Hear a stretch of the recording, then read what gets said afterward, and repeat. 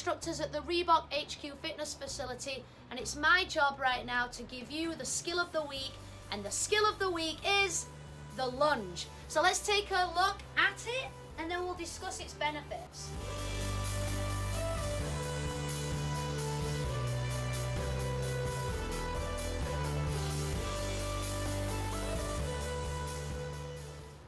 Alright, beautiful. So what muscles are we using throughout this movement?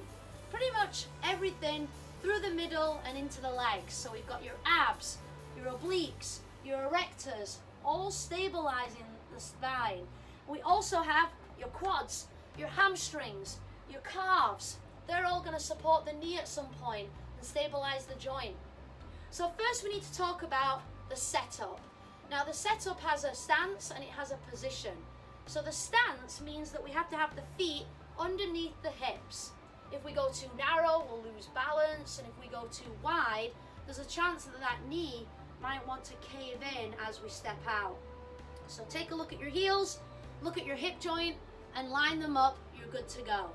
Now the position is very important, and that's going to have to do with the spine. So we need to pull the belly down, make a tough belly like someone's just going to give you a little sucker punch there. And in turn, it'll turn on your erectors and your obliques. And now we have this belt of musculature around your spine to prevent it from moving, because we need to stay static here. So now we have the stance, we have the position, the execution. And what I'm looking for is a nice stride out. When I stride out, I need to make sure that the distance between the front foot and the back foot is correct. Because as I descend down, take a look at the front foot here, the heel stays on the ground, and I roll to the ball of the foot on the back leg. The knee has to come slightly forward of the ankle, and that allows me to stay tall through the torso, through the hip. Okay. As I step back, I'm going to roll to the heel and come to a standing position. So watch again on the other side. I step forward, the heel is down, roll to the ball of the foot on the back foot, the front knee comes slightly forward, but still keeps the heel down, and then I stand back. Now why is that width or that length important? Well, if I shorten it too much and I go down, the heel comes up, and that's no good for the knee. So I'd have to kick it out a little further. But if I kick it out too far, now I'm going to be overstriding, and you'll see now how I'm leaning forward. So there is a sweet spot, and it's generally about 90 degrees at the hip with a slight positive angle at the shin. That's going to be your lunge. Now, one other thing that we need to talk about, outside of the belly tight and getting the step right, is the knee and the toe relationship. So when I step forward, this knee and this toe have to go in the same line. This would be an incorrect position. The knee should never cave in.